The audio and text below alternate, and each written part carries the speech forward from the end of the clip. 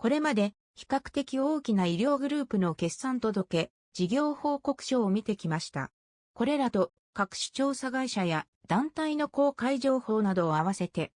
縦軸に年間売上、医業収益、横軸に各法人が展開している都道府県数をグラフにしました。ただ、大きな金額でイメージがつきにくいので、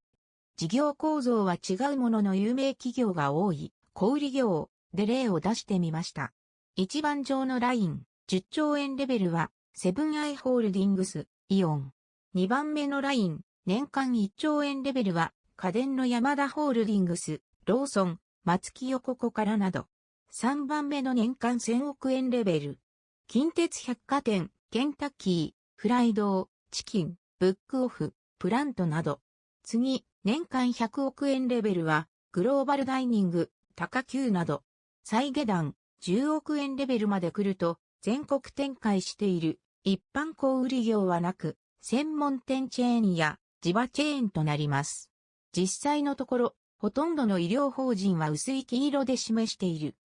年間100億円未満、展開地域は一つの都道府県ないし地域に密着していることになります。10億円から100億円の範囲でも、各地域においては重要な医療資源として存在感を持っています。対極にあたる巨大グループ。これまで動画で紹介してきた通り、年間売上1兆円あるいは数千億円規模で全国ほとんどの地域に展開している。日本赤十字社、国立病院機構、済生会、地域医療機能推進機構。これらは独立行政法人、あるいは戦前に皇族が設立に関わった法人など、ほとんど国の持ち物と言えなくもない組織が上位に並びます。同様に、行政組織とも言える地域独立行政法人。例えば、大阪府立病院機構や東京都立病院機構。当然、一つの都道府県の中だけで展開し、複数の医療機関を運営しています。このグラフ上では、左端、濃い黄色で囲われた部分。展開地域数1の範囲となりますが、事業規模は年間数百億から千億となります。入手した資料の便宜上、国立大学病院44院の合計、私立大学病院28法人の合計、全国 JA 厚生連連合会、日本民主医療機関連合会は、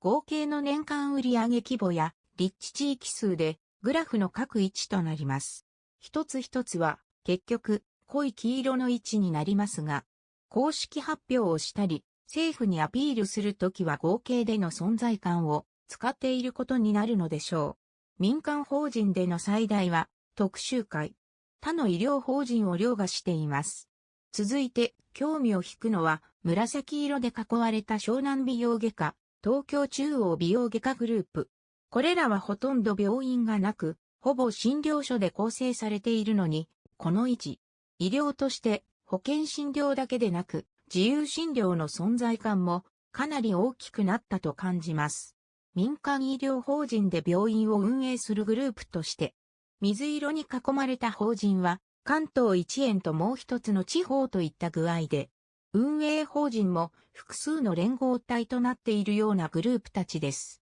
M&A の意欲も高く、今後、新たな地域への展開が考えられます。黄緑色の範囲は、一つの地域あるいは県で随一の事業展開をし、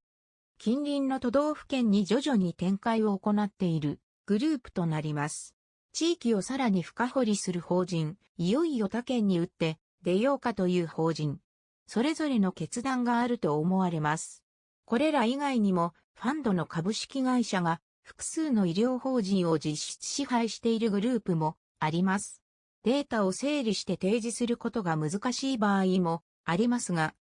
今後も動向を見ていきたいと思います。動画のご覧のあなたがこれらのグループで働くとしたら、